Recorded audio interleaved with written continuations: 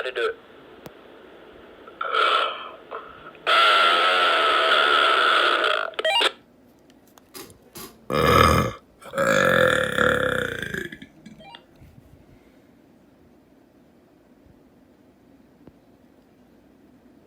Come over here and look through the window.